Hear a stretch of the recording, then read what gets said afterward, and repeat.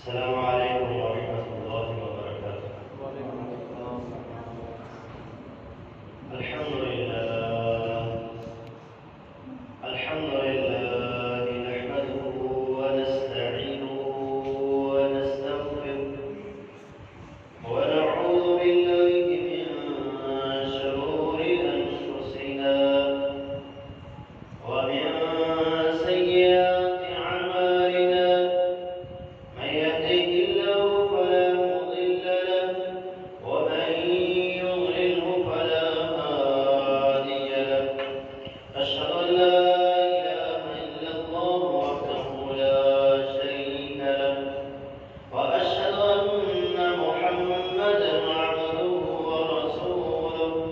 اللهم صل على محمد وعلى آل محمد كما صليت على إبراهيم وعلى آل إبراهيم إنك حميد مجيد. اللهم بارك على محمد وعلى آل محمد كما باركت على إبراهيم وعلى آل إبراهيم إنك حميد مجيد. أما بعد فإن أحسن الحديث كتاب الله وخير الهدي هدي محمد صلى الله عليه وسلم وشر الأمور محدثاتها وكل محدثة بدعة وكل بدعة ضلالة وكل ضلالة في النار. قال الله تبارك وتعالى في القرآن المجيد والفرقان الحميد: أعوذ بالله السميع العليم من الشيطان الرجيم من همزه ونفخه ونفسه. يا أيها الذين آمنوا اتقوا الله حق تقاته ولا تموتن إلا وأنتم مسلمون. بسم الله الرحمن الرحيم. يا أيها الناس اتقوا ربكم الذي خلقكم من نفس واحدة وخلق منها زوجها وبث منهما رجالا كثيرا ونساء واتقوا الله الذي تساءلون به والأرحام إن الله كان عليكم رقيبا. يا أيها الذين آمنوا اتقوا الله وقولوا قولا سديدا يصلح لكم أعمالكم ويغفر لكم ذنوبكم ومن يطع الله ورسوله فقد فاز فوزا عظيما. قال الله تبارك وتعالى في مقام آخر: وأقيموا الصلاة وآتوا الزكاة واركعوا مع الراكعين.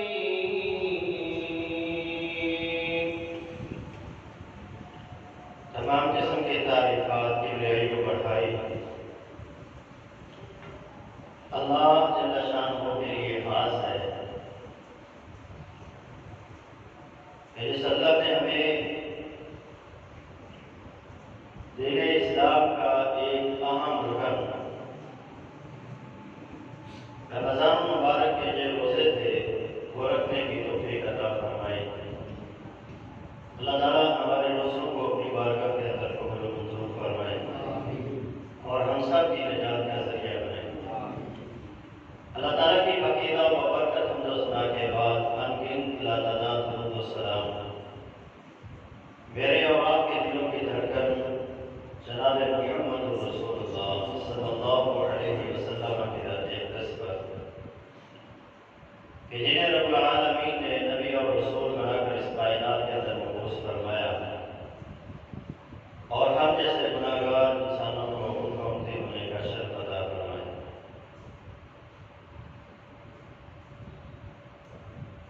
برادران اسلام، بزرگوں، دوستوں،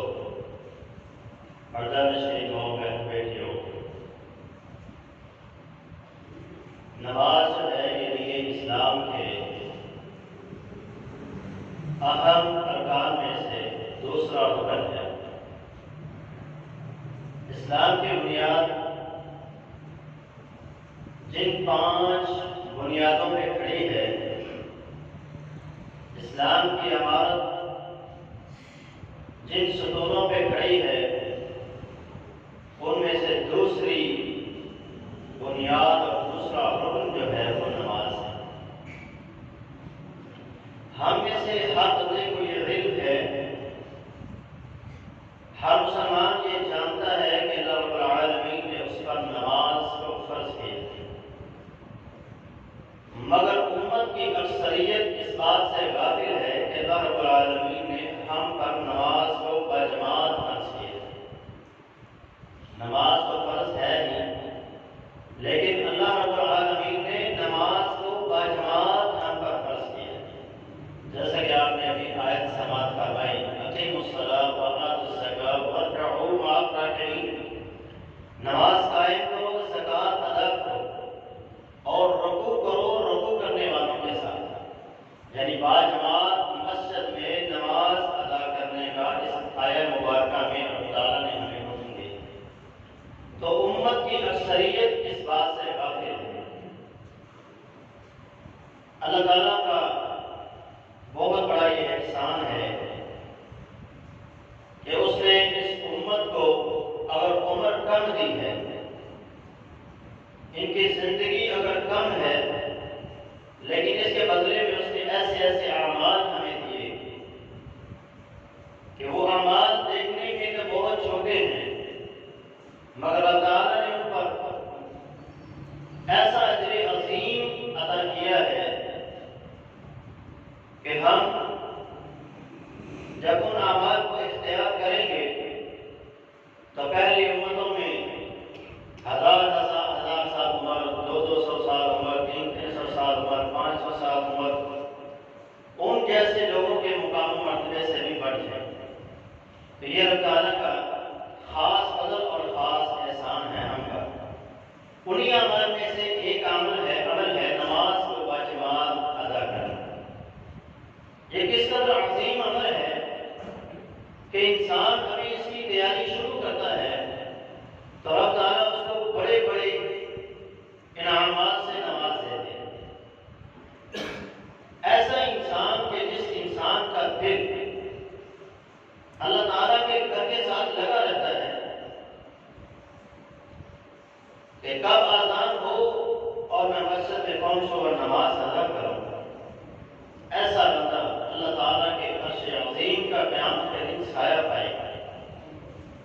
رسول اللہ صلی اللہ علیہ وسلم کی حدیث ہے جس میں آپ نے ارشاد فرمایا، سبعۃ یظلهم اللہ فی ظلہ، 7 خوش نصیب ایسے لوگ ہوں گے۔ اس کے علاوہ بھی حدیث میں آتا ہے لوگوں کا ذکر، لیکن اس حدیث میں 7 لوگوں کا ذکر ہے کہ 7 ایسے خوش نصیب لوگ ہوں گے جنہیں اللہ قیامت کے دن اپنے عرش عظیم کا سایہ نصیب فرمائے گا۔ یوم لا ظل الا ظلہ، جس اللہ کے سائے، اس عرش کے سائے کے علاوہ کوئی اور سایہ نہیں ہوگا۔ اس دن سایہ نصیب ہوگا جس دن سورج 1 میل کی مسافت پر ہوگا۔ آج ہزاروں لاکھوں میل دور زمین سے یہ سورج جس کی تپش، جس کی گرمی ہم برداشت نہیں کر سکتے، ذرا تصور کیجئے جب یہ 1 میل کی مسافت پہ ہوگا تو پھر جن لوگوں کو اللہ کے عرش کا سایہ نصیب ہوگا وہ کس قدر خوش نصیب لوگ ہوں۔ اللہ تعالیٰ ہمیں ان لوگوں میں شامل کرنا۔ آمین۔ آقا علیہ السلام نے ان 7 لوگوں میں اس آدمی کا ذکر کیا، فرمایا وَرَجُلٌ قَلْبُهُ مُعَلَّقٌ فِي الْمَسَاجِدِ، کہ جس کا دل اللہ کی مسجد کے ساتھ لگا رہتا ہے، اس کو اس وقت تک چین اور سکون نصیب نہیں ہوتا جب تک وہ مسجد میں پہنچ جائے۔ ایک حدیث میں آپ نے اس طرح مثال دے کے سمجھایا کہ جس طرح مچھلی کو پانی سے اگر نکال لیا جائے تو وہ تڑپتی ہے اور اس وقت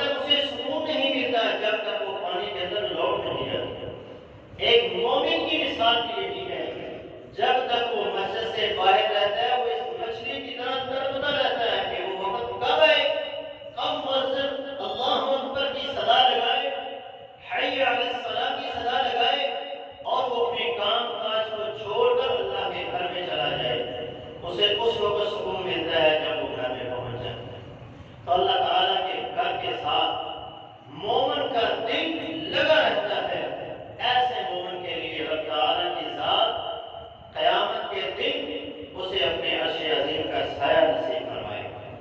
معلق بالمسجد کا معنی امام نبوی رحمۃ اللہ علیہ نے بیان کیا وہ یہی ہے، شدید الحب للہ، اس کا اللہ کے گھر کے ساتھ محبت بہت شدید ہے۔ یہ معنی ہے کہ اس کا دل اللہ کے گھر کے ساتھ لگا رہتا ہے۔ دوسرا معنی وہ بتلاتے ہیں والملازمۃ للجماعۃ فیہا، اور جماعت کے ساتھ مل جانا، مسجد میں باجماعت نماز ادا کرنا، یہ اس کا معنی ہے کہ اس کا دل اللہ کے گھر کے ساتھ لگا رہتا ہے۔ تو دونوں معنی ہی اللہ کے گھر کے ساتھ محبت کرنا اور نماز باجماعت ادا کرنا، یہ معلق بالمسجد کا معنی ہے۔ جس بندے کے اندر یہ دونوں خوبیاں پائی جائیں گی، قیامت کے دن اللہ تعالیٰ کی ذات اسے اپنے عرش عظیم کا سایہ نصیب فرمائے گا۔ نماز کے لیے جب کوئی بندہ مسجد میں آتا ہے، اس کے آنے پر بھی اللہ اسے اجر عظیم سے نوازتے ہیں، اور اس کے واپس جانے پر بھی اللہ اس کو اجر عظیم سے نوازتے ہیں۔ سیدنا جابر رضی اللہ عنہ اس حدیث کے راوی فرماتے ہیں مسجد کے ارد گرد چند گھر خالی ہوئے تو بنو سلمہ قبیلے کے لوگ ان گھروں میں نقل مکانی کرنے لگے، اور رسول اللہ صلی اللہ علیہ وسلم کو جب اس بات کا علم ہوا تو آپ نے بنو سلمہ قبیلے کے لوگوں کو بلایا اور آپ نے فرمایا دیارکم ستکتب آثارکم، اے بنو سلمہ قبیلے کے لوگوں اپنے اپنے گھروں میں ہی رہو، جہاں پر ہو وہیں پہ رہو، اور وہیں سے نماز پڑھنے کے لیے آؤ۔ ستکتب آثارکم، تمہارے جو قدم ہیں ان کے جو نشانات ہیں وہ لکھے جا رہے ہیں، اور قیامت کے دن وہ تمہارے نامہ اعمال کے اندر ہوں گے اور نیکیوں کے ترازو کے اندر رکھے گئے۔ یہ معنی ہے کہ جتنے قدم چل کے آئے گا، جتنے مٹی اس کے قدموں کے نیچے آئے گی، جتنے دن کے جو چیز بھی اس کے قدموں کے نیچے آتی جائے گی، وہ نشانات لکھے جائیں گے، اور وہ چیز قیامت کے دن اس کے نیکیوں کے ترازو کے اندر رکھی جائے گی۔ اس طرح عظمت اور شان سے اللہ تعالیٰ اس بندے کو نوازتا ہے جو بندہ نماز باجماعت ادا کرنے کے لیے اپنے گھر سے پیدل چل کے آتا ہے۔ صحیح مسلم میں امام مسلم میں ایک واقعہ نقل کرتے ہیں، فرماتے ہیں مسجد نبوی میں ایک آدمی اوالی مدینہ سے چل کے آتا ہے اور ہر نماز کے لیے وہ پیدل چل کے آتا ہے۔ ہماری بدبختی کا عالم یہ ہے کہ ہمارے گھر مسجد کے ساتھ ہر گلی ہر محلے میں مسجد ہے، لیکن اس قدر افسوس کی بات ہے کہ مسجدیں خالی ہیں۔ فجر کی نماز میں دیکھتے ہیں تو ایک دو نمازی ہمیں نظر آتے ہیں، دو تین نمازی ہمیں نظر آتے ہیں۔ یہ بہت بڑی بدبختی ہے۔ صحابہ کی محبت دیکھیے باجماعت نماز ادا کرنے کی،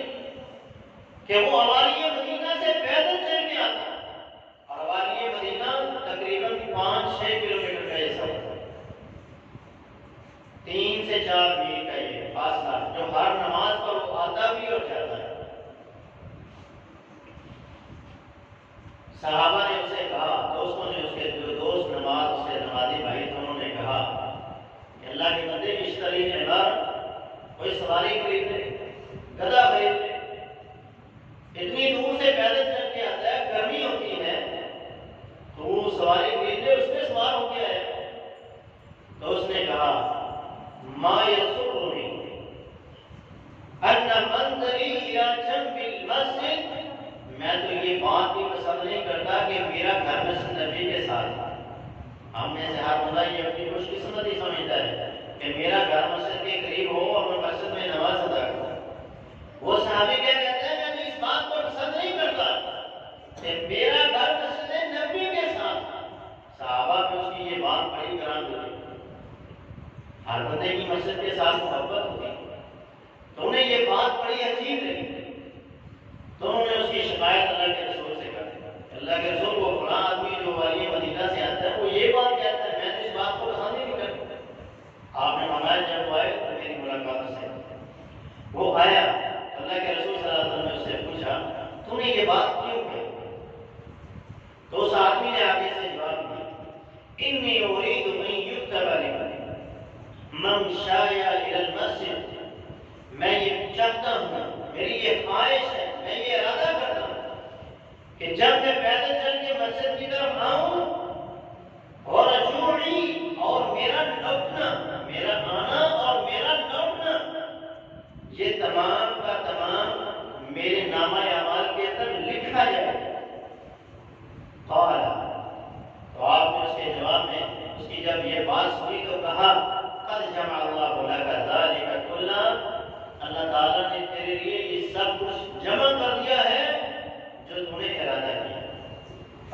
حبان کی حدیث جس میں آپ نے ارشاد فرمایا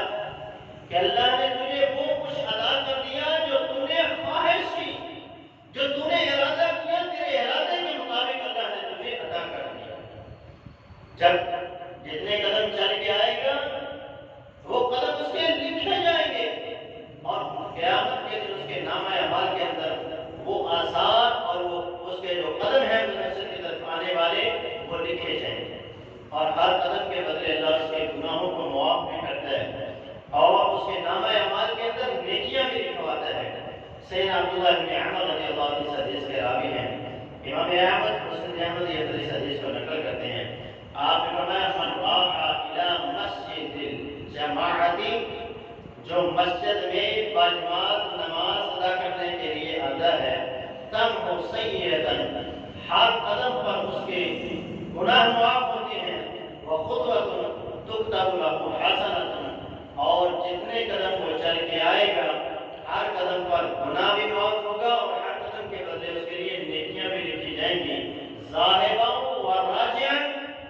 آتے ہوئے بھی اور جاتے ہوئے، جتنے قدم چل کے آئے گا جتنے قدم چل کے جائے گا ہر قدم پر اس کے لیے ایک نیکی اور ایک اس کے گناہ کو مٹا دیا جاتا ہے۔ اور جمعے کے دن جو بندہ صبح صبح غسل کرتا ہے، من غسل واغتسل وذکر واغتسل، صبح صبح غسل کرتا ہے، اچھی طرح غسل کرتا ہے اور جلدی جلدی نکل آتا ہے مسجد میں خطبہ جمعہ سننے کے لیے، جمعے کی نماز کو ادا کرنے کے لیے، امام کے قریب بیٹھ جاتا ہے، گھر سے نکلتا ہے، خوشبو لگاتا ہے، اچھے کپڑے پہنتا ہے، صاف ستھرا لباس پہنتا ہے، پیدل چل کے آتا ہے اور اب یہ کوئی سوال بھی نہیں ہوتا، پیدل چل کے مسجد آ گیا، مسجد میں آ کر امام کے قریب بیٹھ گیا، کوئی لغو کام اس نے نہیں کیا، کسی سے یہ بھی اس نے نہیں کہا کہ خاموش ہو جاؤ۔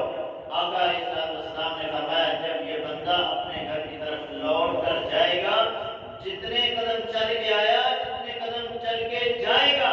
ہر قدم پر اللہ اس کو 1 سال کے روزوں کا ثواب عطا فرمائیں گے اور 1 سال کے قیام کا ثواب عطا۔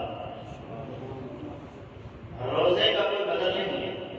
روزے کا ثواب فرشتے لکھ نہیں سکتے،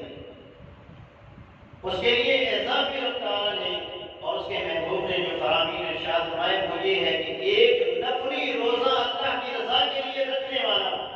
جہنم سے 70 سال کی مسافت دور کر دیا جاتا ہے۔ ایک حدیث میں 100 سال کی مسافت کا ذکر ہے اور ایک حدیث میں زمین سے آسمان کے فاصلے کا ذکر ہے، اور زمین سے آسمان کا جو فاصلہ ہے وہ 500 سال کی مسافت کا ہے۔ گویا ایک نفلی روزہ رکھنے والا بندہ جہنم سے 500 سال کی مسافت دور کر دیا جاتا ہے، اور ایک قدم پر اسے 1 سال کے روزوں کا ثواب 365 یا 360 دنوں کا اسے ثواب عطا کیا جاتا ہے۔ 360 کو آپ ضرب دیں ایک ایک قدم کے بدلے، تو جتنے قدم چل کے آئیں گے اتنے آپ کے نامہ اعمال کے اندر روزے لکھے جائیں گے، اور روزے کی جزا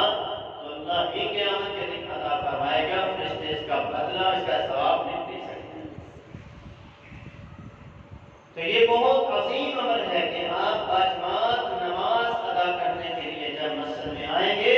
تو ایک ایک قدم پر رب تعالیٰ کی ذات آپ کو ایسے ایسے اجر عظیم سے نوازے گا کہ انسان اس کا تصور بھی نہیں کر سکتا کہ رب تعالیٰ نے میرے لیے کیا کچھ تیار کیا۔ اتنا عظیم عمل ہے۔ رسول اللہ صلی اللہ علیہ وسلم کی حدیث ہے، اس کو حضرت عبداللہ بن عباس نے بیان کیا۔ سیدنا عبداللہ بن عباس ارشاد فرماتے ہیں، جامع ترمذی امام ترمذی صحیح سنن ترمذی میں نقل کرتے ہیں، فرماتے ہیں اللہ کے رسول صلی اللہ علیہ وسلم نے فرمایا آتانی اللیلۃ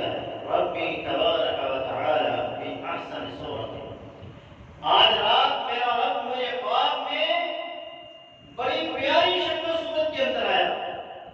اور اس نے مجھے کہا یا محمد هل تدری فیما یقتسم الملع الاعلی، اے میرے محمد صلی اللہ علیہ وسلم کیا تو جانتا ہے یہ مالا الاعلی جو ہے مقرب فرشتے جو ہیں اعلی فرشتے جو ہیں کس بات کے اندر جھگڑ رہے ہیں؟ آقا علیہ السلام نے فرمایا اے میرے رب میں نہیں جانتا۔ فرمایا پھر رب تعالیٰ نے میری کمر پر اپنا ہاتھ مبارک رکھا اور اس ہاتھ کی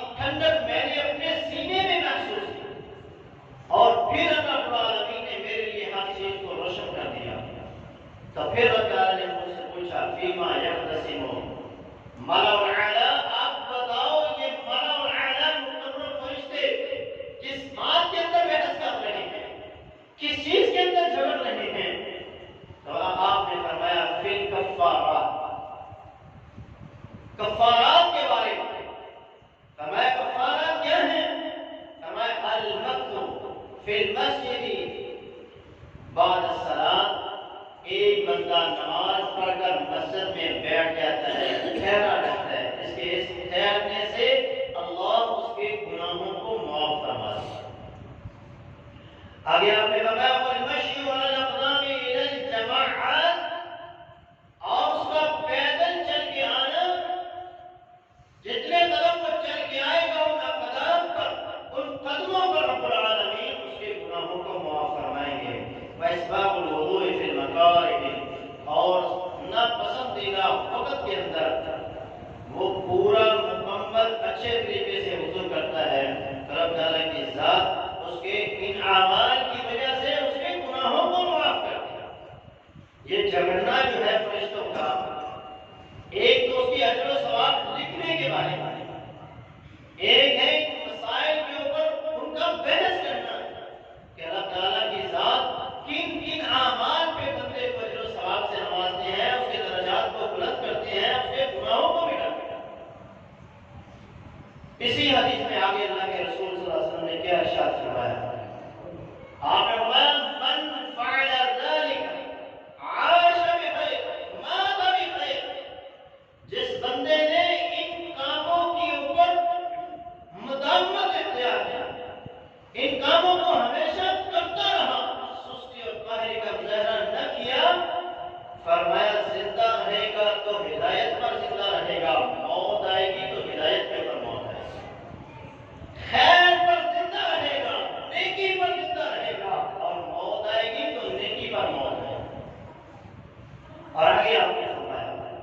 وَكَانَ مِنْ خَطِيَّتِهِ كَيَوْمٍ وَلَدَتْهُ أُمُّهُ،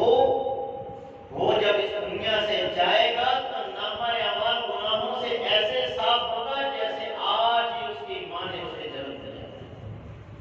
کتنی پیاری حدیث اللہ کے رسول صلی اللہ علیہ وسلم۔ اللہ ہمیں ان لوگوں میں شامل فرمائے، اللہ ہمیں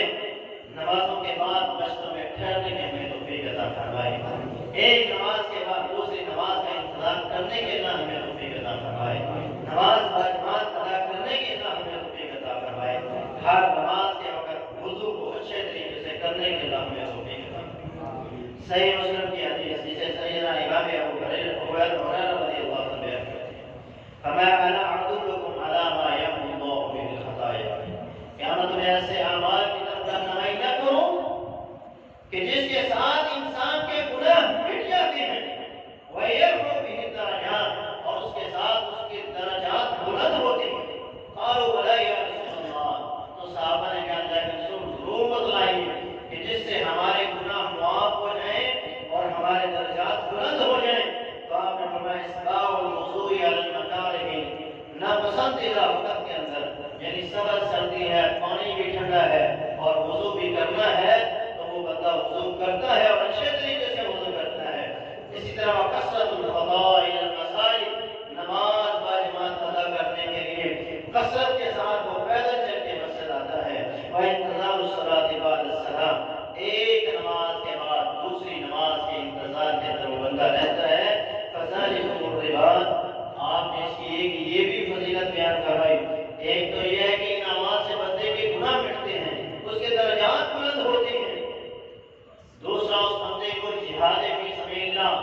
کرنے والے مجاہد کے برابر اللہ تعالیٰ اجر عطا فرماتے ہیں۔ آپ نے فذلکم الرباط، یہ رباط ہے،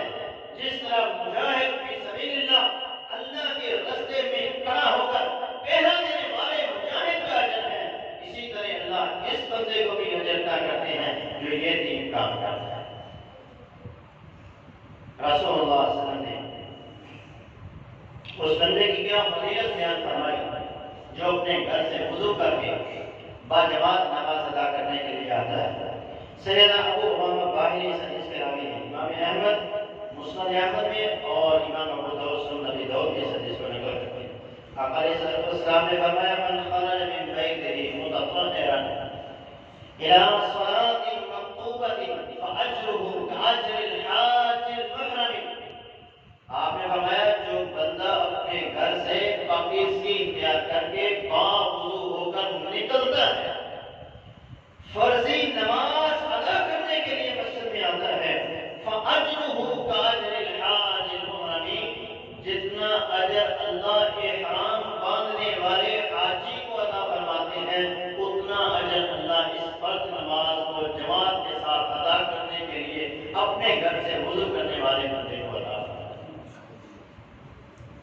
اب ذرا غور کریں، حج کتنے میں ہوتا ہے؟ 7-8 لاکھ کا مسئلہ۔ ایک بندہ 7-8 لاکھ روپیہ لگا کر حج کرنے کے لیے جاتا ہے، جتنا اجر اللہ اس بندے کو ادا کرتے ہیں اتنا فرضی نماز ادا کرنے والے کو بھی ادا کرتے ہیں۔ جو بندہ باجماعت نماز ادا کرنے کے لیے مسجد آتا ہے اس بندے کو بھی اتنا اجر ہے، اور اس کا اجر کیا ہے؟ آپ نے فرمایا حج مبرور لیس لہ جزاء الا الجنہ، جو مقبول حج ہے اس کی جزا سوائے جنت کے اور کچھ نہیں۔ اور جب حاجی حج کر کے لوٹتا ہے تو آپ نے فرمایا اس کے ہر قسم کے گناہ، صغیرہ کبیرہ، ہر گناہ کیوم ولدتہ امہ، ایسے ہوتا ہے جیسے اس کی ماں نے اسے آج ہی جنم دی ہے، اس کے نامہ اعمال میں کوئی گناہ نہیں۔ تو یہ ثواب آپ یہاں پہ بھی حاصل کر سکتے ہیں۔ آپ نے کوئی تفریق نہیں کی، بلکہ احرام باندھنے والے حاجی کے اجر کے برابر اجر کی بشارت دی۔ دن میں 5 مرتبہ آپ یہ حج کر سکتے ہیں، ہفتے میں 35 بار یہ آپ حج کر سکتے ہیں، مہینے میں آپ 150 بار یہ حج کر سکتے ہیں، اور سال میں آپ 1775 مرتبہ یہ حج کا ثواب حاصل کر سکتے ہیں۔ لازمی نہیں ہے کہ اللہ نے آپ کو اگر پیسے نہیں دیے تو آپ وہاں جا کر ہی حج کریں گے تو آپ حاجی بنیں گے۔ آپ ہر نماز پر حج کا اجر حاصل کر کے حاجی بن سکتے ہیں۔ اللہ کے ہاں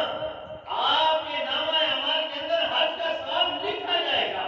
اللہ کو توفیق دے تو وہ حج بھی کریں، اللہ اگر مال و دولت سے نوازتا ہے تو آپ وہ حج بھی ضرور کریں، وہ بھی ایک فریضہ ہے۔ اور جب تک وہاں نہیں جاتے تب تک آپ یہاں پر ہی اس کا اجر و ثواب حاصل کریں۔ نماز واجبات ادا کرنے والے انسان کو اللہ جنت کی خود ضمانت دیتا ہے۔ رسول اللہ صلی اللہ علیہ وسلم کی حدیث، اس حدیث کو بیان کرنے والے بھی ابو امامہ باہلی ہیں، امام ابو داؤد سنن ابی داؤد اس حدیث میں نقل کرتے ہیں۔ فرمایا اللہ کے رسول نے ثلاثۃ کلھم ضامن اللہ، 3 بندے ایسے ہیں جنہیں اللہ جنت، جن کا اللہ ضامن ہے۔ ان میں سے ایک آدمی وہ ہے وَرَجُلٌ رَاحَ إِلَى الْمَسْجِدِ فَهُوَ ضَامِنٌ عَلَى اللَّهِ حَتَّى يَتَوَفَّاهُ فَيُدْخِلَهُ الْجَنَّةَ، ایک بندہ اپنے گھر سے مسجد میں نماز ادا کرنے کے لیے آتا ہے، اگر اسے رستے میں موت آ جاتی ہے، اس کی موت کا وقت آ جاتا ہے، تو اللہ کے رسول نے فرمایا اس بندے کا اللہ ضامن ہے کہ اللہ اس کو جنت میں داخل کرے۔ اگر اس کی موت نہیں ہے، وہ واپس اپنے گھر پر لوٹا ہے، فرمایا تو رب تعالی او یرد بما دار من اجر و غنیمت، تو جب وہ اپنے گھر کو لوٹے گا تو جو اجر و ثواب اللہ نے نماز کے ادا کرنے پر لکھا ہے وہ اللہ اپنے اس بندے کو ضرور عطا فرمائے گا۔ اسی طرح وہ مجاہد جو جہاد کرنے کے لیے اپنے گھر سے نکلتا ہے، اگر اس کو موت آ جاتی ہے، شہادت نصیب ہو جاتی ہے، تو اللہ اس کا ضامن ہے کہ اللہ اس کو جنت عطا کرے گا۔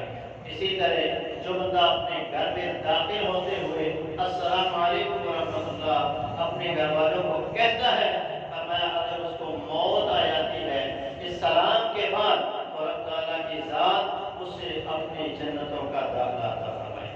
صحیح ابن حبان کی حدیث میں انہی 3 لوگوں کا ذکر ہے، اور اس میں آپ نے فرمایا ثلاثۃ کلھم ضامن علی اللہ، 3 بندوں کو اللہ گارنٹی دیتا ہے، ان عاش، اگر وہ ان کو زندہ رکھے گا، اور رزقا،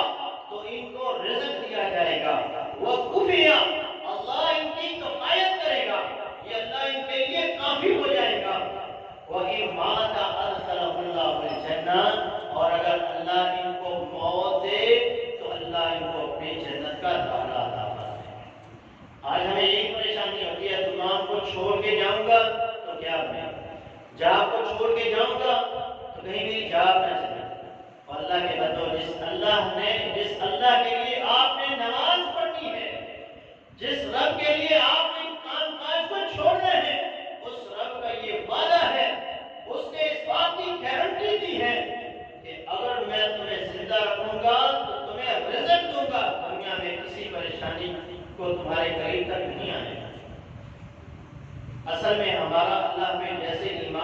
کمزور ہو گیا، جیسے ہم اللہ سے دور ہو گئے، جیسے ہم نے دکان کو اپنا رزق سمجھ لیا، اپنی مجلس اپنے دوستوں کو، جس طرح ہم نے اللہ سے توکل کو کم کیا، اللہ نے پھر پریشانیوں کو بھی ہمارے اوپر بھیج دیا۔ اگر ان پریشانیوں سے آپ نجات چاہتے ہیں تو پھر نماز با جماعت کا اہتمام کیجیے۔ اللہ کا وعدہ ہے، اللہ ضامن ہے، جس بندے کا اللہ ضامن ہوگا اس بندے کو کسی قسم کی کوئی پریشانی نہیں ہوگی۔ اللہ ہمیں با جماعت نماز ادا کرنے کی توفیق عطا فرمائے۔ با جماعت جو بندہ نماز ادا کرنے کے لیے اندھیروں میں چل کے آتا ہے، اس وقت ان کے لائٹس اتنی نہیں تھی جو آج اللہ تعالیٰ نے ہمیں سہولت عطا فرمائی۔ اللہ نے جو سہولتیں ہمیں عطا فرمائی ہیں، آج بھی کوئی بندہ عشاء کی نماز پڑھنے کے لیے اور فجر کی نماز پڑھنے کے لیے چاہے روشنیوں میں چل کے آتا ہے، کیونکہ اصل میں تو وہ وقت اندھیرے ہے، وقت کی بات ہو رہی ہے۔ آپ نے فرمایا کہ مشاعون فی الظلم الی المساجد بنور تام یوم القیامہ، ان لوگوں کے لیے مکمل نور کی بشارت ہے۔ وہ لوگ خوش ہو جائیں جو پیدل چل کے اندھیروں میں مسجد میں آتے ہیں نماز ادا کرنے کے لیے، ان لوگوں کے لیے قیامت کے دن مکمل نور کی بشارت ہے۔ اور ایک حدیث میں اللہ تعالیٰ نے اپنے حبیب سے کہا بشر المشائین فی الظلم الی المساجد بنور تام یوم القیامہ، آپ ان لوگوں کو جو پیدل چل کے مسجدوں میں اندھیروں میں چل کے آتے ہیں، انہیں آپ مکمل نور کی بشارت ہے۔ یہ مکمل نور کیا ہے؟ قیامت کے دن جب ہر بندہ پل صراط سے گزرے گا تو جہنم کے اندر کیونکہ اندھیرا ہی اندھیرا ہے اور اس کے اوپر وہ پل رکھا گیا ہے جو بال سے باریک ہے، تو اندھیرے کے اندر بال سے باریک چیز کے اوپر سے گزرنا اور اس کو دیکھنا انسان کے بس کی بات نہیں ہے۔ تو رب تعالیٰ کی ذات اس وقت ایمان والوں کو نور عطا فرمائے گا، جتنا جس کا عمل ہوگا اس کے عمل کے مطابق اسے روشنی اور نور عطا کیا جائے گا۔ جس روشنی میں وہ اس پل صراط کو کراس کرے گا اور وہاں سے گزرے گا، تو اس وقت اہل ایمان کو جب اللہ نور عطا فرمائے گا، قرآن کہتا ہے اس وقت اہل ایمان کہیں گے نورہم یسعی بین ایدیہم و بایمانہم،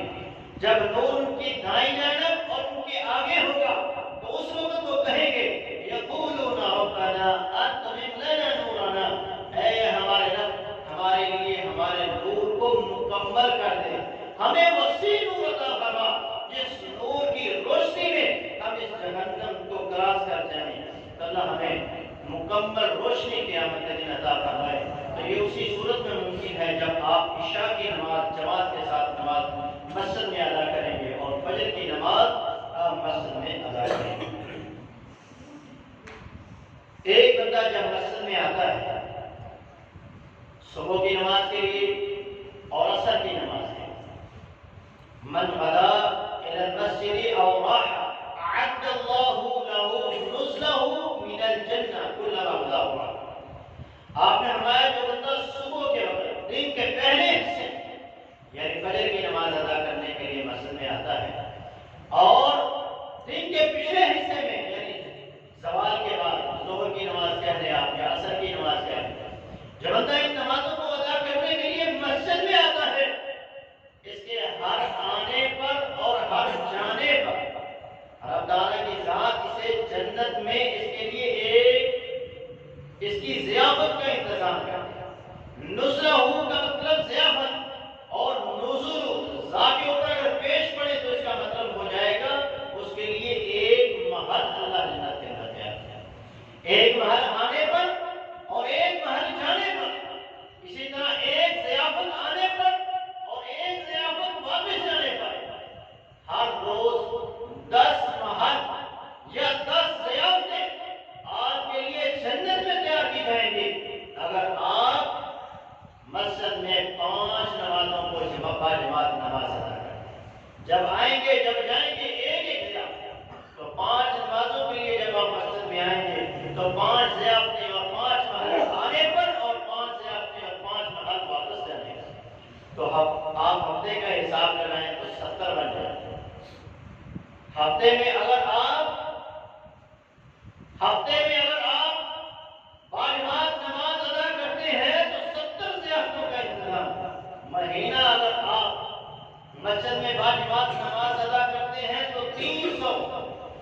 طرح اگر سال پورا اگر آپ مسجد میں آتے ہیں تو 3550 محلات یا 3550 ضیافتیں آپ کے لیے جنت میں تیار کی جائیں گی۔ اب ذرا اندازہ کیجیے، ایک ضیافت ہم کرتے ہیں، ہمارے جب مہمان آتے ہیں، کوئی دوست آتا ہے، رشتے دار آتے ہیں، افطاریوں میں رمضان میں ہم نے منظر دیکھے، بڑے بڑے پیارے سین ہوئے، بڑے بڑے کھانے ہم اپنے مہمانوں کو پیش کرتے ہیں، طرح طرح کی ڈشیں ہم سے لاتے ہیں۔ یہ تو ہماری ضیافت ہے۔ جو ہم سے امیر ہیں ان کی اور اچھی، جو ان سے امیر ہیں ان کی اور اچھی، جو بادشاہ ہیں دنیا کی ان کی اور اچھی۔ ذرا تصور کیجئے، جس کا میزبان اللہ ہوگا، اس ضیافت کے کیا نظارے ہوں گے، اس ضیافت میں رب نے اپنے بندوں کے لیے کیا کچھ تیار کیا ہوگا۔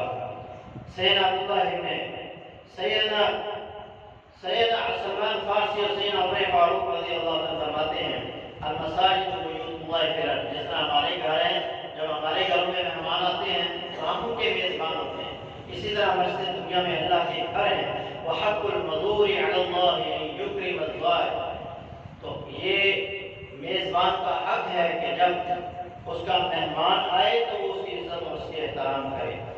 من توضأ فاحسن الوضوء، سیدنا سلمان فرماتے ہیں جب بندہ اپنے گھر سے وضو کر کے نکلتا ہے تو اچھی طرح وضو کرتا ہے، پھر وہ مسجد آتا ہے لیصلی فیہ، تاکہ وہ مسجد میں باجماعت نماز ادا کرے۔ کان زائر اللہ، تو یہ اللہ کا مہمان ہے، یہ اللہ کا زائر ہے۔ وحق علی المزور ان یکرم ضائرہ، اور اللہ کا یہ حق ہے،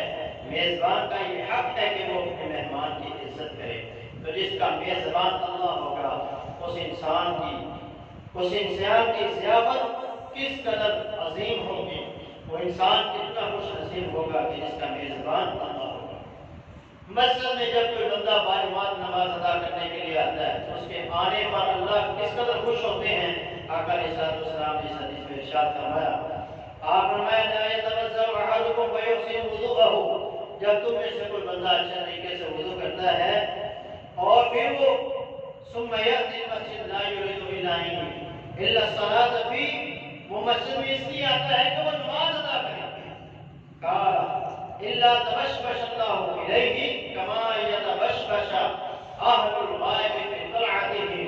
جس طرح کسی انسان کا کوئی عزیز گم ہو جاتا ہے، کسی کا بچہ گم ہو گیا، کسی کا بھائی گم ہو گیا، ایک مدت کے بعد جب وہ اچانک اس کے سامنے آتا ہے تو اس کی خوشی کی جو انتہا ہوتی ہے، اس سے زیادہ اللہ اس بندے سے خوش ہوتے ہیں جو مسجد میں نماز باجماعت ادا کرنے کے لیے آتے ہیں۔ وہ انسان اللہ تعالیٰ کی خوشی کو باعث بنتا ہے۔ تو اللہ رب العالمین سے دعا ہے کہ وہ ہمیں باجماعت نماز ادا کرنے کی توفیق عطا فرمائے، جس طرح رمضان مبارک میں ہمارے دل اللہ کے گھروں کے ساتھ لگے رہے اور ہم اللہ کے گھر کے ساتھ چمٹے رہے، اسی طرح اللہ تعالیٰ کی ذات بعد میں بھی ہمارے دلوں کے اندر مسجد کی محبت کو ایسے ہی رکھے اور باجماعت نماز ادا کرنے کے اللہ ہمیں توفیق عطا فرماتا ہے۔ اسی مضمون کو انشاءاللہ العزیز آئندہ جمعۃ المبارک میں بھی بیان کیا جائے گا۔ تمام بھائی وقت پر تشریف لائیں اور انشاءاللہ العزیز آئندہ کے بعد ہر خطبہ 1:15 پہ ختم کر دیا جائے گا۔ اللہ تعالیٰ ہمیں نیک اعمال